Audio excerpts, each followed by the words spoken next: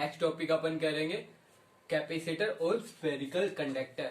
यानी अपने पास एक स्फेरिकल कंडक्टर है, उसमें उसका कैपेसिटेंस कितना होगा। उसके बाद अपन अर्थ के कैपेसिटेंस की वैल्यू निकालेंगे कि अर्थ का कैपेसिटेंस कितना होगा अगर वो अपन उसको एक स्फेरिकल कंडक्टर माने तब।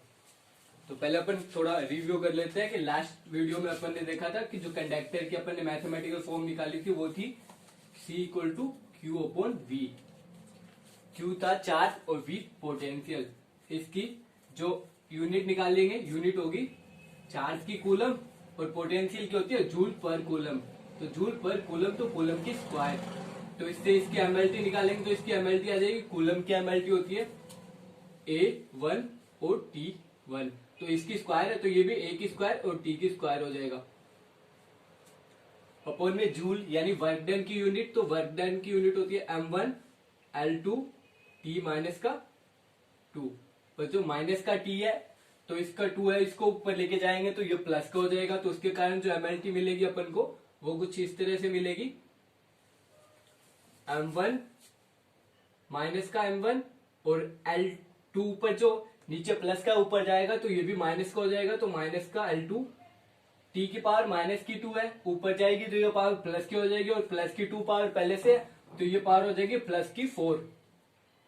तो T की पावर प्लस की 4 और A पहले से था A की पावर 2। तो ये मिल जाएगी अपन को कैपेसिटेंस की एमएलटी। अब स्फेरिकल कंडक्टर की बात करते हैं अपन। तो स्फेरिकल कंडक्टर अपन ने मान लिया ये अपने पास स्फेरिकल कंडक्टर है कुछ इस तरह से।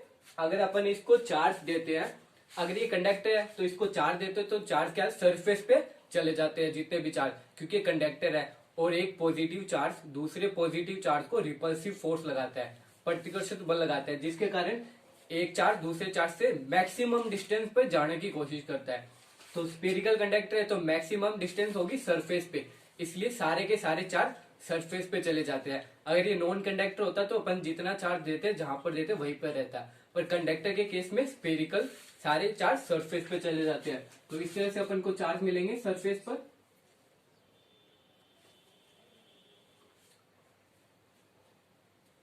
सारे चार्ज सरफेस पे चले जाते हैं तो इस तरह से अपन को स्फेरिकल कंडक्टर मिलेगा। इसकी रेडियस अपन ने मान ली R है, सेंटर से R रेडियस है इसकी। अब अपन इसको इसका कैपेसिटेंस निकालना है तो अपन इस फॉर्मूले का यूज करेंगे और कैपेसिटेंस की वैल्यू निकालेंगे तो ये होगा C equal to Q upon V.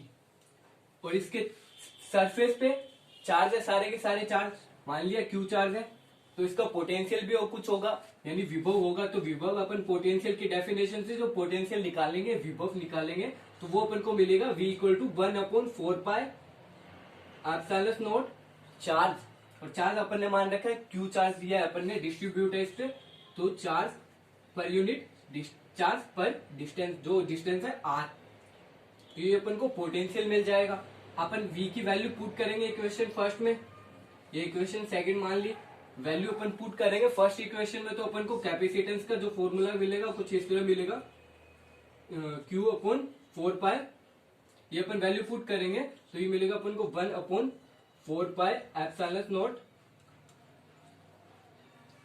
और ये Q अपॉन में R। तो Q से Q कैंसिल आउट हो जाएगा और ये वाली सारी टर्म ऊपर चली जाएगी। तो अपन को जो कैपेसिटेंस का फॉर्मूला मिलेगा, नेक्स्ट फॉर्म मिलेगी वो कुछ इस तरह से मिलेगी, 4 पाई एप्सिलॉन नॉट इनटू R। ये अपन को स्फेरिकल कंडक्टर के कारण कैपेसिटेंस मिल गया, कैपेसिटेंस का फॉर्मूला इस तरह से मिल गया। अब बात अपन एप्सिलॉन नॉट की करें यानी एप्सिलॉन नॉट निकाले तो अपन का एप्सिलॉन नॉट निकालने के लिए इसकी एमएलटी किस तरह से निकालेंगे एप्सिलॉन नॉट की।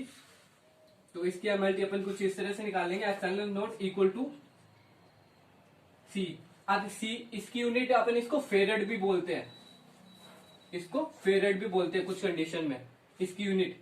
तो इसकी यूनिट ये कैपेसिटर अपॉन में ये R यानी कि डिस्टेंस, और डिस्टेंस की यूनिट होती है मीटर। तो ये हो जाएगा, इसकी यूनिट हो जाएगी एप्सिलॉन नॉट की फेरेड पर मीटर। तो एप्सिलॉन नॉट की स्फेरिकल कंडक्टर के केस में अपन जो यूनिट निकालेंगे वो होगी फेरेड पर मीटर।